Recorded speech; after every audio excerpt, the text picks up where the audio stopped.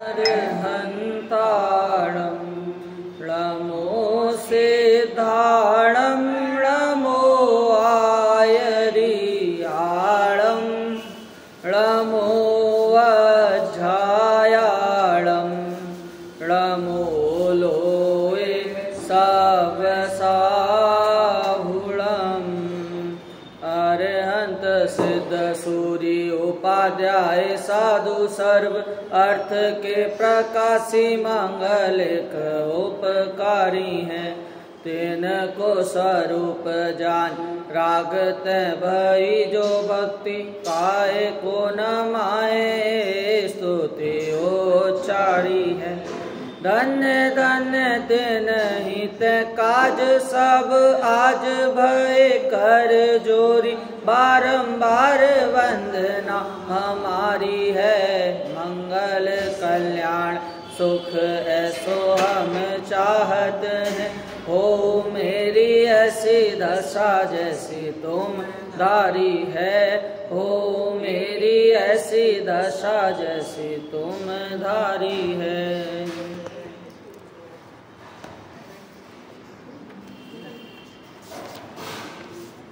ग्रंथ मंगलाचरण। शासन गुरु नानाविध सुखकार आत्महित उपदेश करे मंगलाचार। सोहे जिन शासन में आत्मानुशासन सुत जाकी भुख हारी सुखकारी साची शासना। जाको गुण भद्र करता गुण भद्र जाको जानी भद्र गुण धारी भव्य करत उपासना। ऐसे सार शास्त्र को प्रकाशे अर्थ जीवनी को बने उपकार नाशे मिथ्या भ्रम वासना। ताते देश भाषा करी अर्थ को प्रकाश करो जाते मंद बुद्धि हुके होत अर्थ वासना। जाके मंद बुद्धि हुके होत न लक्ष्मी निवास निलयं विलीन विलयं निधाय रधिवीरम् आत्मानुशासनमहं वक्षे मोक्षाय भव्यानां। जो लक्ष्मी के निलय रूप उन अविनाशी प्रभु को धार। ग्रंथ रचो आत्मानुशासन भव्य जनों को है शिवकार। आत्मानुशासन नामक ग्रंथ गुणभद्राचार्य द्वारा रचित। ये ग्रंथ में अभी तक अपनी चर्चा 7 श्लोकों तक हो गई, जिसमें सारी चर्चा ये आई कि अगर मैं चर्चा कर रहा हूँ इस ग्रंथ को कह रहा हूँ तो मंगलाचरण में कह दिया कि मैं इस ग्रंथ को महावीर भगवान को अपने हृदय में विराजमान कर कर कहता हूँ। और कैसे हैं वो महावीर भगवान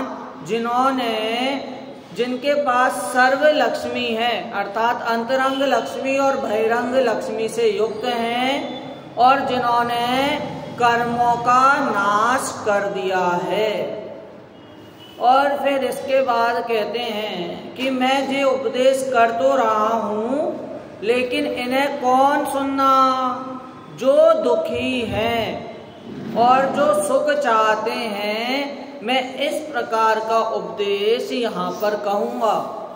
अब यहाँ पर शिष्य को थोड़ा भय हो रहा है कि उपदेश कह तो रहे हैं, कहीं में पहुँचा और कहीं इन्होंने नियम दिला दिए तो, कहीं में पहुँचा इन्होंने दूसरी प्रतिज्ञा दिला दी, इतना सब झेला नहीं जा रहा और तीसरा 4-5 चीजें और थोप दी तो वो कह रहे हैं अभी तुझे जरूर ये कड़वा लगेगा, अभी तुझे जरूर थोड़ी मुश्किल होगी क्योंकि तेरा नया नया प्रवेश है। लेकिन इन कड़वे उपदेशों को उस कड़वी औषधि के समान ग्रहण करना कि जिसको खाकर तुझे निश्चित पता है कि तू स्वस्थ हो जाएगा। उसी प्रकार ये उपदेश जरूर कड़वे हैं, लेकिन आगे जाकर ये तुझे मीठा फल ही प्रदान करेंगे। तो भाई मीठा फल जब प्रदान करना ही है कड़वे उपदेशों को, तो आप गुरुजी क्यों परेशान हो रहे हो? अन्य लोग हैं, मैं वहां पर जाकर सुन लूंगा ये बातें, आप खेद खिंड ना हो। तो कह रहे अरे यहाँ पर तुझे अनेक जैसे बादल होते हैं गरजने वाले, बहुत सारे होते हैं, वो बहुत सुलभता से मिल जाते हैं, परंतु ऐसे बादल जिसमें पानी हो और जो जमीन को गीला करने के लिए इच्छुक हो या उद्रत हो, वो कम मिलते हैं। उसी प्रकार मैं भी उन दुर्लभ बादलों के समान हूं जिनमें तत्व ज्ञान है और साथ में अन्य लोगों को भी उस तत्व ज्ञान रूपी जल से भिगाने का इच्छुक हूं। ऐसे बादल नहीं जो मात्र गरजते गरजते हैं, मतलब भाई आडंबर आदि करते हैं। एक गुरुदेव श्री की कविता थी कि उसको मैं जब गया था, अभी अपने 10 लक्षण में वो आ रही होंगी, जीनल बेन आ रही हैं, तो उसी समय वो वहां पर उपस्थित थी। तो हमने एक कविता बोली थी, मेरे प्यारे गुरु कहान तुम अभी यहाँ थे कहाँ गए। तो उसमें एक आता है, सारा जग जब क्रिया कांड में धर्म मानता बैठा था, मैं ही पर का करता धरता अहंकार में ऐठा था, पर्यायों में मस्त हुआ था द्रव्य को भूला बैठा था, हो निमित्त का दास निजातम शक्ति भूला बैठा था, पर्यायों से पार आत्मा दिखला कर तुम कहाँ गए, मेरे प्यारे गुरु कहान तुम अभी यहाँ थे कहाँ गए। क्या कि ये जो पूरा जग है वो भाई आडंबर में अपना सारा समय व्यतीत कर रहा है। तो इन भाई आडंबरों को बताने वाले, इतने दिन व्रत करो, इतने दिन उपवास करो, इन मंदिर में जाओ तो तुम्हारी सारी मनोकामना पूरी हो जाएगी, ये सब बताने वाले तो तुम्हें बहुत सुलभता से मिल जाएंगे। लेकिन ऐसी दुर्लभता, भाई दुर्लभता से मिलेंगे ऐसे मनुष्य जो आपको बताएंगे कि ये कुमार्ग है, कुपथ्य है, और इन कुपथ्य में अपन को नहीं जाना। वास्तविक पथ क्या है, वास्तविक मार्ग क्या है? मोक्ष मार्ग प्रकाशक नाम लिखा, जिसने वास्तव में मोक्ष मार्ग को प्रकाशित करने का कार्य वो आचार्य टोडरमल जी ने किया। और अपन देखें तो वो ग्रंथ अपूर्ण है। अपूर्ण होते हुए अपूर्व कैसे है कि 9 अधिकारों तक तो उन्होंने मात्र भूमिका बनाई है। 9 अधिकार के अंत में जब वो आए, मिथ्या दर्शन कैसा मिथ्यात्व, कितना कैसा सम्यक्त्व, इन सब का जब वर्णन करने को आए, तब तो जो साधारण जीव है उसके पल्ले ही ना पड़े, जिसने नया नया प्रवेश किया। 9 अधिकार तक तो बड़ा मजा आया और सारी बातें ये कह के निकाली आधे से ज्यादा कि इसकी चर्चा आगे करेंगे, इसकी चर्चा आगे करेंगे, अन्य अधिकार में करेंगे, चर्चा अपेक्षित है, ये सब कह के निकाला तो वो ग्रंथ कितना बड़ा होता।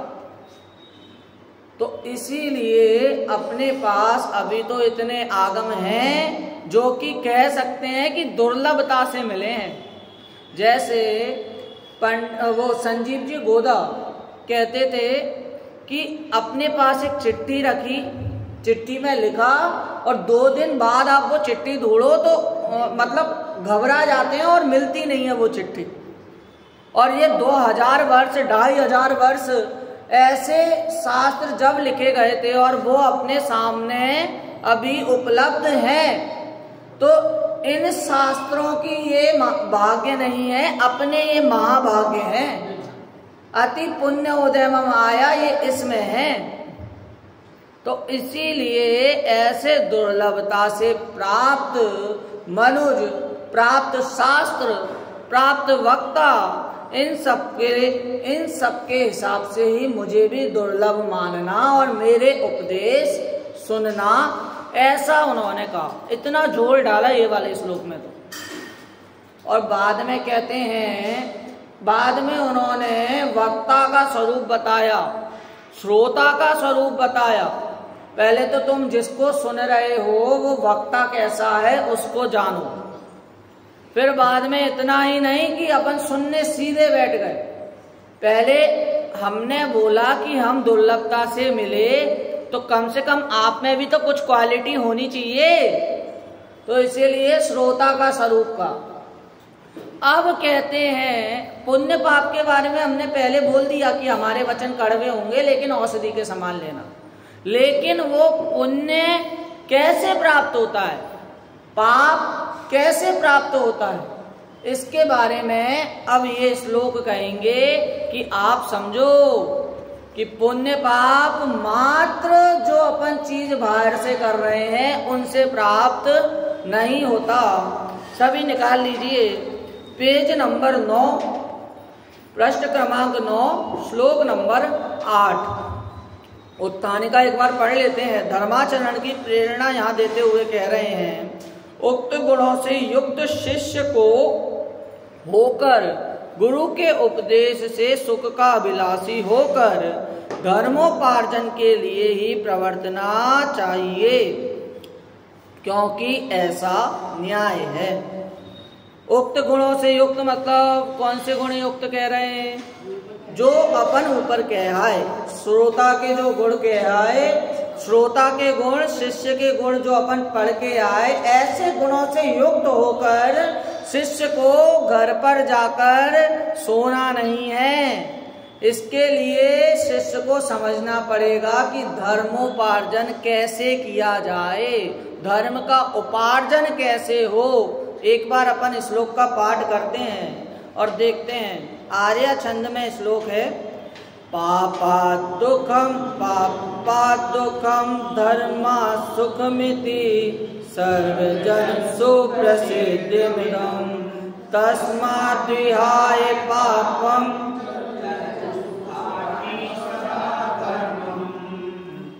एक मिनट, ये पढ़ने में थोड़ी भूल हुई है। आर्य छंद है, अपन ने अनुष्टुप के रूप में ये पढ़ लिया है। पापा दुखम धर्मा सुखमिति सर्वजन सुप्रसिद्धिमिदं तस्मात् विहाय पापं चरतु सुखार्ति सदा धर्मम्। पापों से दुख और धर्म से सुख यह जाने सब जग जन, अतः छोड़कर पाप धर्म आचरण कहे सुख वांछक जन। क्या कि भैया जो पाप है, पापा दुखम धर्मा सुखमिति, दुख किससे प्राप्त हो रहा है? पाप से प्राप्त हो रहा है। और सुख किससे प्राप्त होता है? धर्म से प्राप्त होता है। जो धर्म अपने आते हैं 10 दिन के, 8 दिन के, चतुर्दशी, अष्टमी, शुद्ध पंचमी, रक्षाबंधन, बस इस दिन धर्म करो तो आपको सुख हो जाएगा। नहीं, अरे भाई व्यापार भी खोलते हैं ना, और व्यापार में अपन को कोई वो नहीं हो रही, लाभ नहीं हो रहा, तो उसको भी अपन बढ़ाने का उपाय करते हैं। 10 दिन में यदि लाभ नहीं हुआ तो बंद नहीं कर देते। उसी प्रकार यदि 10 दिन 8 दिन में अपन धर्म कर खुद को धर्मी मान रहे हैं तो भैया ये धर्मी नहीं है, ये तो आप पे बोझा है, बंधन में कर रहे हो। 10 दिन के बाद जो अपनी हाफी निकलती है, 8 दिन के बाद हाँ अब तो व्रत खत्म, अब तो बस बहुत हो गया, बहुत उपवास कर लिए, तो वो क्या, वो आप बंधन में कर रहे हैं कि 10 दिन है तो 10 दिन को गिनती कर रहे हैं। जब ये पूछते हैं कि आज कौन सा धर्म है, उत्तम मार्दव, अभी तो इतने धर्म बाकी हैं, 8 इतने दिन बाकी हैं, तो क्या वहां पर अपन दिनों पर ध्यान दे रहे हैं। तो उस समय अपने को धर्मी कहना उचित नहीं है। धर्मम कर्म निवर्हणम, जो पूरे कर्मों का नाश कर दे। अब कर्म में भी अपन ने दो चीजें ले सकते हैं। कर्म एक तो धर्म के अनुसार लें तो अष्ट कर्म आदि, और कर्म यदि व्याकरण के अनुसार लें तो कर्म का मतलब होता है काम, कार्य। तो अपने सारे कार्यों को जो नष्ट कर दे, साथ में अष्ट कर्म 9 कर्म आदि को भी जो नष्ट कर दे, वो धर्म है। कल जैसी चर्चा हुई ना कि कुछ ना करना सबसे बड़ा कार्य है, यही धर्म है, कुछ ना करना। और कुछ ना करना ये तो हुआ, लेकिन करना क्या? जब कोई भी अज्ञानी जीव धर्म में आता है, धर्म में प्रवेश लेता है संसार से बचने के लिए, तो यहाँ पर उसको ये बता देते हैं कि आलू नहीं खाना, जमीकंद है, पानी छानकर पीना, नित्य देव दर्शन जाना। अरे भाई, इतने संसार के झंझटों से दूर तो हमने धर्म की शरण ली, और धर्म की शरण लेने पर इतने रिस्ट्रिक्शन और इतने नियम आपने बना दिए, तो वहां पर जाकर व्यक्ति घबरा जाता है। क्या करें भाई, क्या करें क्या ना करें, ये दूधल होता है, ये जमीकंद होता है, इसमें इतने जीव होते हैं, त्रसघात होता है, बहुघात होता है। अरे भाई, यहाँ पर यदि ये जान लिया कि मैं दुखी हूं, तो बस इतने से ही अपना पूरा कार्य हो गया। और सुखी होने का उपाय क्या? सुखी होने का उपाय भी मैं ही हूं। अनेक में से एक में समाहित होना वो धर्म है। तो इसीलिए धर्म से पुण्य, धर्म से सुख मिलता है, ये मानकर चलना। सर्वजन सुप्रसिद्ध मिदम, और ये मात्र अपने यहाँ नहीं कह रहे, ये आप कहीं भी चले जाओ, सर्वजन में यही प्रसिद्ध है कि धर्म से सुख होता है। बस बात ये है कि सब जगह वो ही गरजने वाले बादल मिलेंगे, बहुत कम जगह दुर्लभता से प्राप्त बादल मिलेंगे।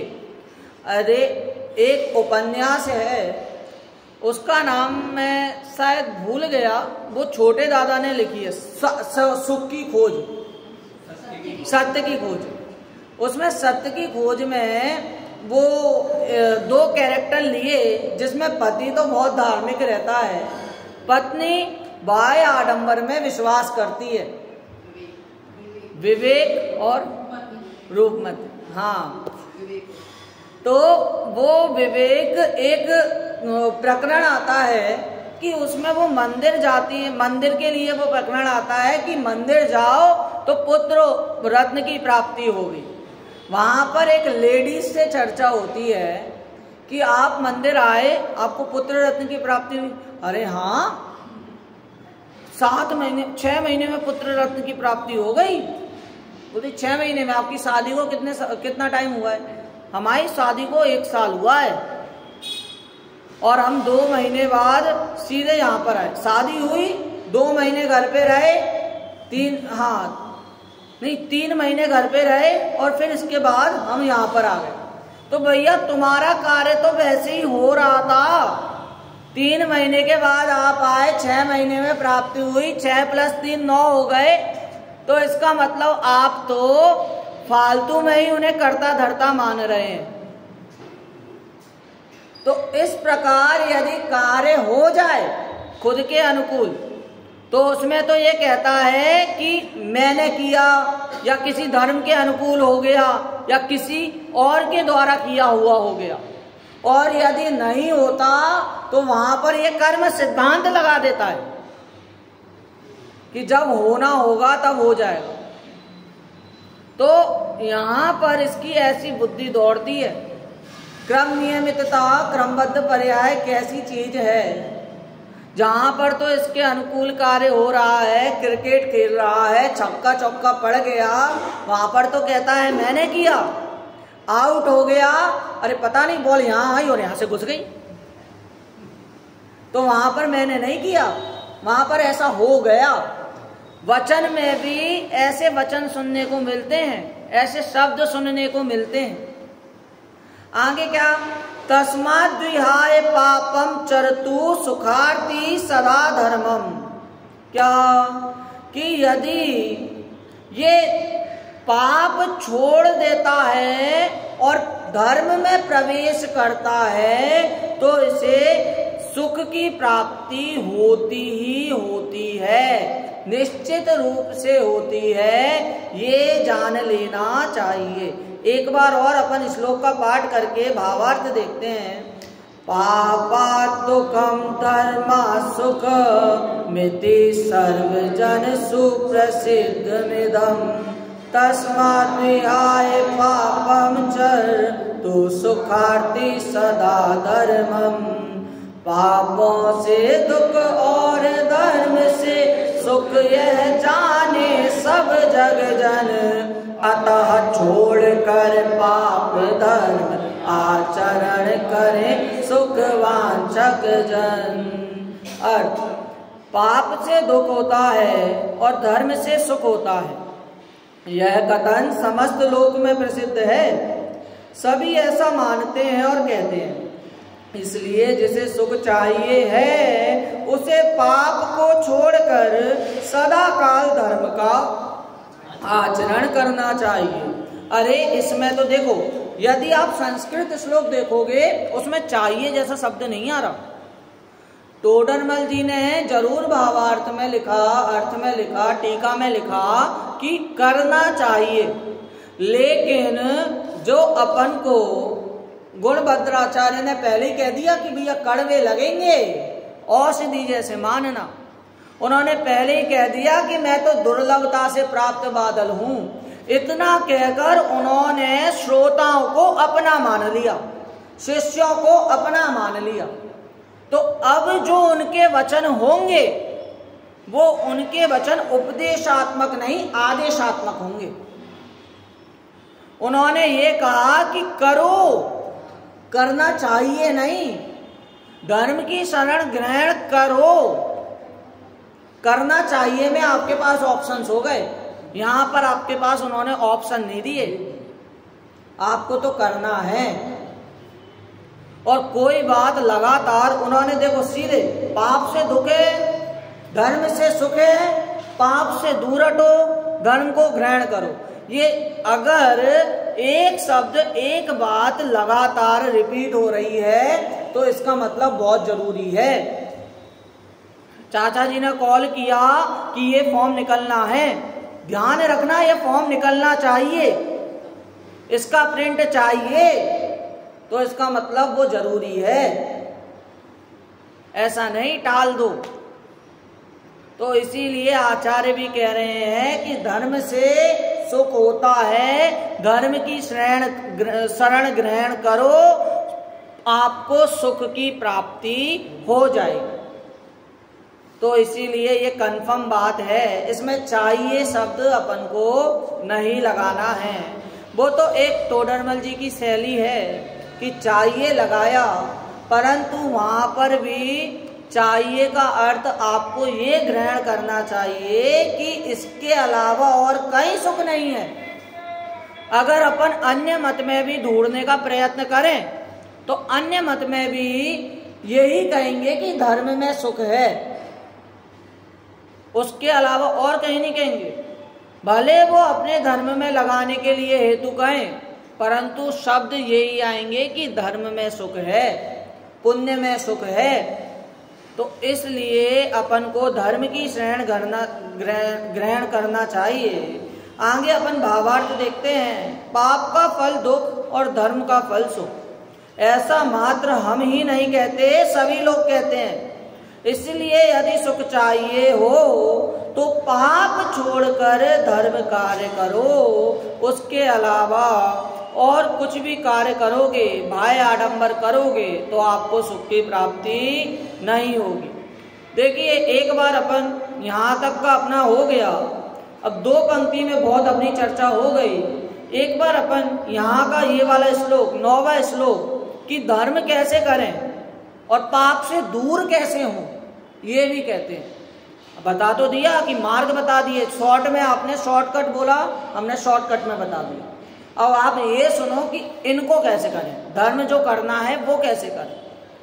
सभी जीव विशेष सुख की प्राप्ति के लिए धर्म को अंगीकार करते हैं, ऐसा विचार कर यथार्थ उपदेश दाता आप्त का आश्रय करना चाहिए, क्योंकि सुख की प्राप्ति का मूल कारण आप्त है। यह बात आगामी छंद में कहते हैं। शार्दूल विक्रीडित छंद है, एक बार पढ़ते हैं। सर्वः प्रेप्स्यति स्वत्सुखाप्तिमचिरात् सा सर्वकर्मक्षयात्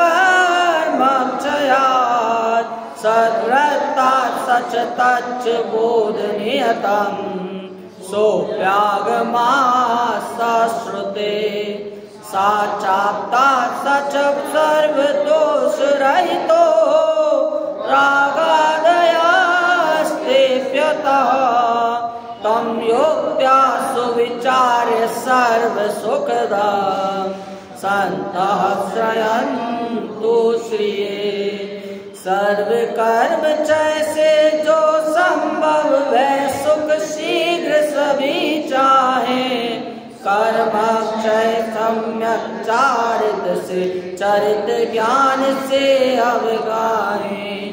आगम श्रुति से श्रुति आप्त से आप्त रहित सब दोषों से युक्ति और विचार सत्पुरुष सुखद जिन शरण गए। देखिए क्या बोला, शरण एकमात्र आप्त की लेनी चाहिए।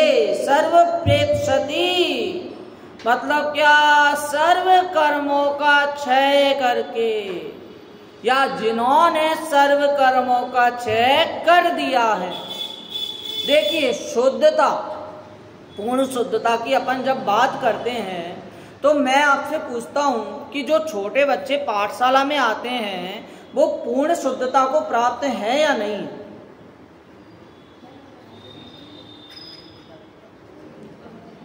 या चलो पूर्ण शुद्धता को प्राप्त नहीं है। अब क्वेश्चन बदले हैं कि उनमें पूर्ण शुद्धता है या नहीं है? है। क्या पूर्ण शुद्धता का होना ये पूर्ण शुद्धता पर्याय में प्रकट होने का नाम नहीं है। पूर्ण शुद्धता उस छोटे बच्चे में विद्यमान है, यहां तक कि यदि कहें तो निगोदिया में भी पूर्ण शुद्धता विद्यमान है। पूर्ण शुद्धता की अंतर में सार्थकता होना वो पूर्ण शुद्धता की विद्यमानता का सूचक है कि भैया अंदर में अपने में सामर्थ्य है उस पूर्ण शुद्धता को प्रकट करने की। तो वही पूर्ण शुद्धता जब पर्याय में प्रकट होती है तो उसका नाम धर्म कह दिया जाता है, और वही धर्म है। तो क्या कह रहे हैं कि कर्मों का नाश किया तब वो पूर्ण शुद्धता प्रकट हुई। एक बात भी देखनी पड़ेगी कि क्रोध करना को कषाय का, वास्तव में क्रोध करने के लिए जो जिनवाणी में है ना वो पूरा शेड्यूल दिया, मतलब ऐसी मैनेजमेंट दिया है। क्या क्रोध करना पाप है? लेकिन कौन सा क्रोध करना सबसे ज्यादा पाप हुआ? अनंतानुबंधी। वहां पर अपन चौथे गुण स्थान में अप्रत्यख्यानावरण कषाय विद्यमान रह रही है, तो वहां पर आप उसे तो भी सम्यक दृष्टि कहोगे। तो सबसे पहले अनंतानुबंधी कषाय का अभाव बताया, तो ये सबसे ज्यादा बुरी बात, सबसे ज्यादा बुरी कषाय, सबसे ज्यादा पाप का कारण है, मिथ्यात्व का कारण है। मैं संजीव जी के प्रवचन सुन रहा था, उन्होंने बोला कि जिसको इन शब्दों का ज्ञान नहीं है, यदि हम नरक में कोई पानी पूरी खा रहा है रास्ते में और अपन ने कहा आलू की पानी पूरी खा रहा है, हमने कहा कि रत्न प्रभा में जाओगे, वहां वो कहता है अरे पंडित जी हम कहा वो तो आपकी जगह है, वो आप जा सकते हैं। तो क्या कि जिसको शब्दों का ज्ञान नहीं है जिनवाणी के माध्यम से, तो रत्न प्रवाह सुनकर वो समझ रहा है कोई अच्छी स्वर्ग या मोक्ष या 5 अनुत्तर इनमें से नाम होंगे किसी के। वहां पर उस बेचारे को कौन बताए कि रत्न प्रभा पहला नरक है। अरे भाई, ये जिनवाणी का उपदेश आप्त की शरण ये क्यों कहे? क्योंकि जिसने प्रीति पूर्वक आप्त के वचन सुन लिए हैं वो भव्य है, ये माना। बहुत नॉर्मल बात लगने लगी ये, भव्य है ये माना।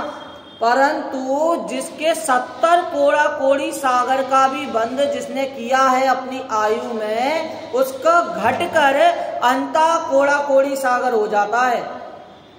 उदाहरण के लिए लें तो जैसे समुद्र है और समुद्र का पानी आधे घंटे में चुल्लू भर बचा, इतनी ताकत किस में नहीं है? किसी में भी नहीं है। तो उसी प्रकार जिनेंद्र के उपदेश को प्रीति पूर्वक सुने तो 70 कोड़ा कोड़ी सागर का अंता कोड़ा कोड़ी सागर हो जाए घट कर। तो ये तो कह नहीं सकते, इस बात पे रो नहीं सकते कि भाई साहब हमने तो बहुत पाप किए, बहुत कर्म किए, अब का फायदा, अर्धमृतक संबूढ़ापन। यहां पर ये वाली बात नहीं ले लेना। यहां पर तो रुचि पूर्वक, आपकी रुचि कितनी है?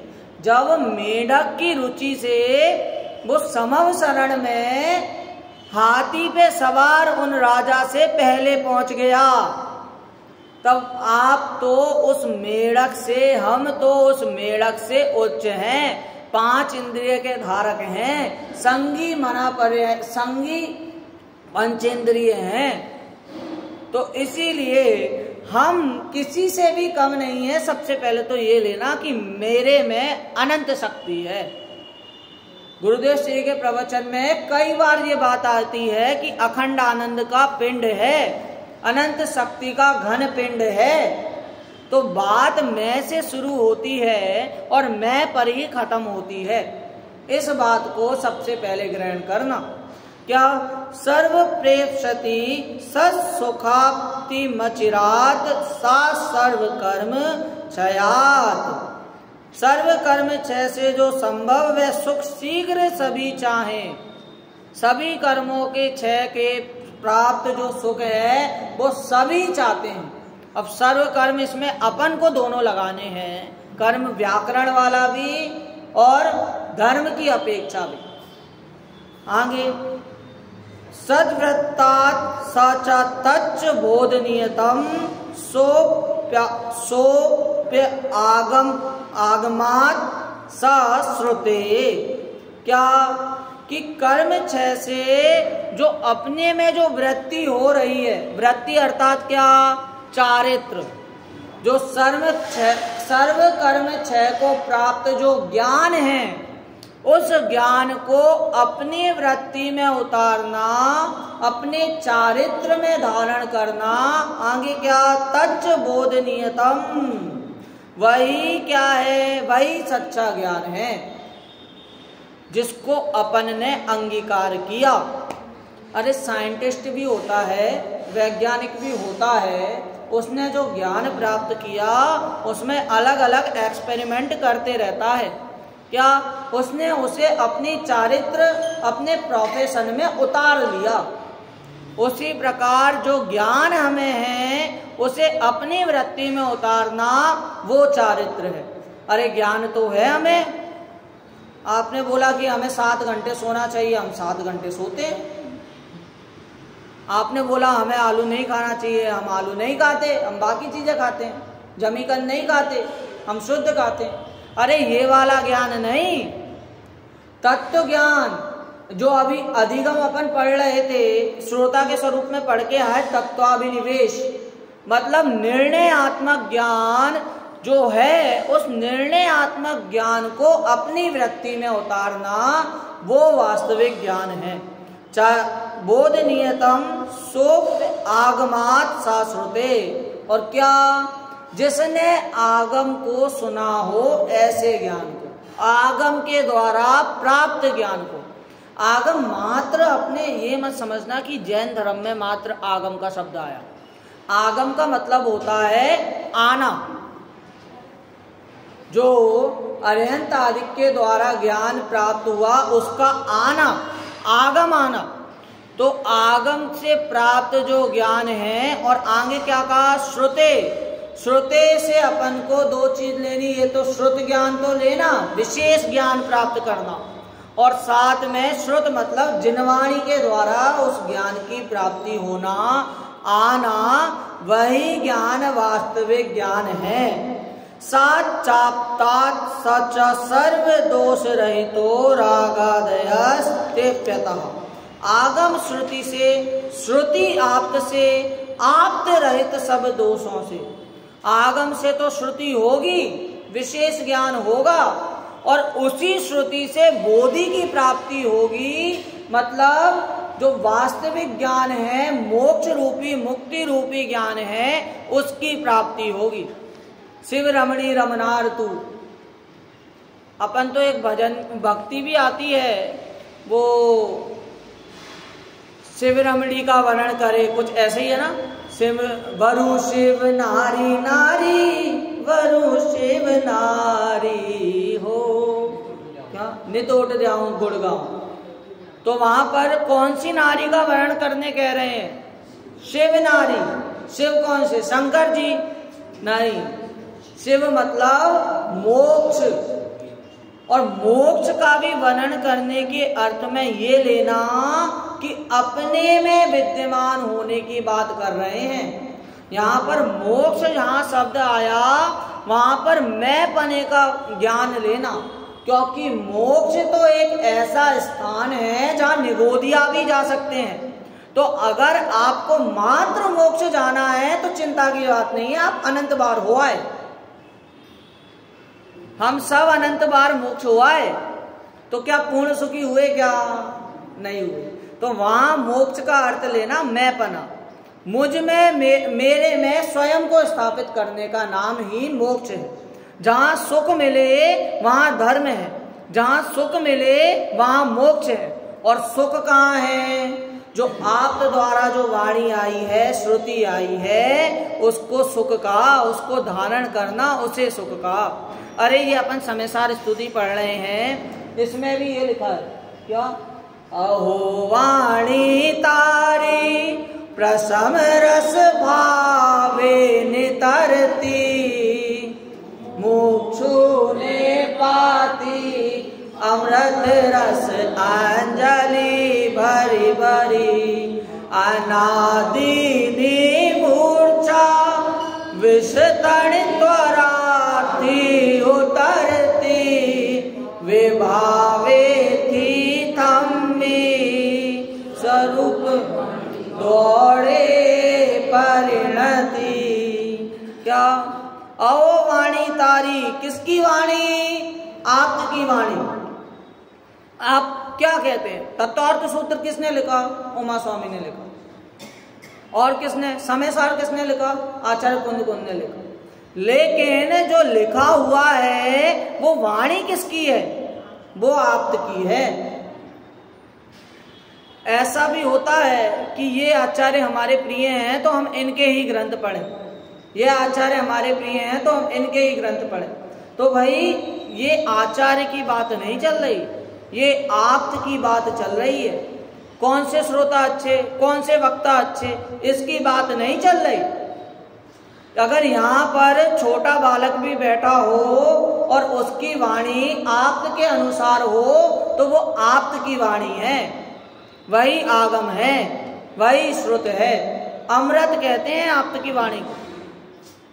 हाँ, जिन वाणी अमृत रसाल रसिया वो रे सुनवा, मीठे रस से भरी रे जिन वाणी। वो मीठा रस, वो अमृत, और उस अमृत को प्राप्त करने के लिए अमृतमयी वाणी सुननी पड़ेगी। मात्र सुननी नहीं पड़ेगी, उसमें रुचि जागृत करनी पड़ेगी। मात्र रुचि जागृत नहीं करनी पड़ेगी, उसमें अपनाना पड़ेगा, तब जाकर वो बोधि होगी। बोधि समाधि निदान पुस्तक का नाम है, तो वहां पर बोधि भी ज्ञान के अर्थ में लिया है, और यहाँ पर भी बोधि ज्ञान के अर्थ में लिया। आगे, अतः युक्ति से कर विचार सत्पुरुष सुखद जिन शरण गए। कैसी युक्ति से प्राप्त, जो आगम रूपी युक्ति है उससे प्राप्त विचार ही सत्पुरुष को शोभा देते हैं, और जो सत्पुरुष है वही सुखी होता है। अर्थात इन शॉर्ट अपन को आगम की शरण ग्रहण करना चाहिए, धर्म की शरण ग्रहण करना चाहिए। वो धर्म ही वास्तविक सुख है।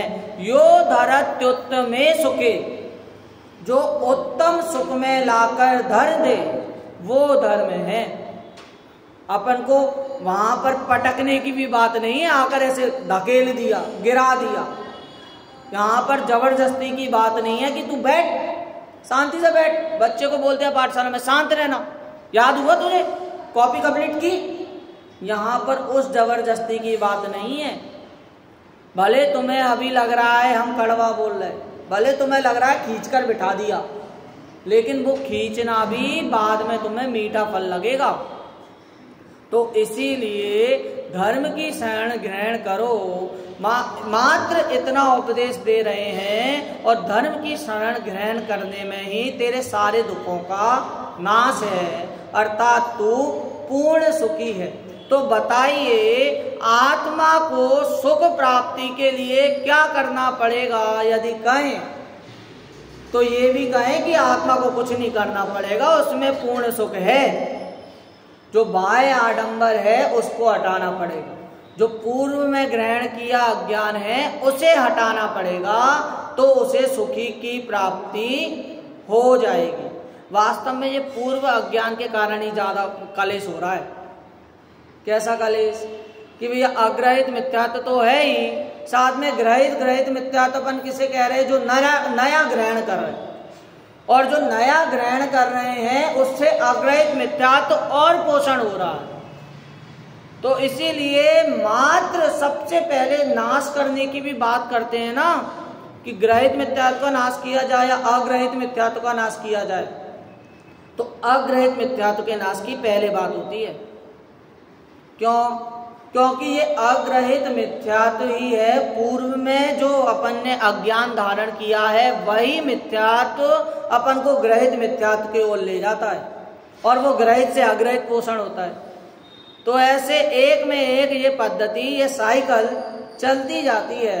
तो सबसे पहले पूर्व अज्ञान का नाश करो, बाद में नया ज्ञान धारण करने के लिए सच्चे ज्ञान का धारण करो, ऐसा कहते हैं। इस प्रकार अपन ने सच्चा सुख वास्तविक कहाँ है और उसके लिए क्या उपाय करना, आगे क्या बात कहेंगे कि सम्यक दर्शन का स्वरूप और भेद प्रभेद कहेंगे।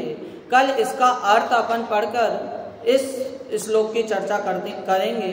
इस प्रकार मैं अपनी वाणी को विराम देता हूँ।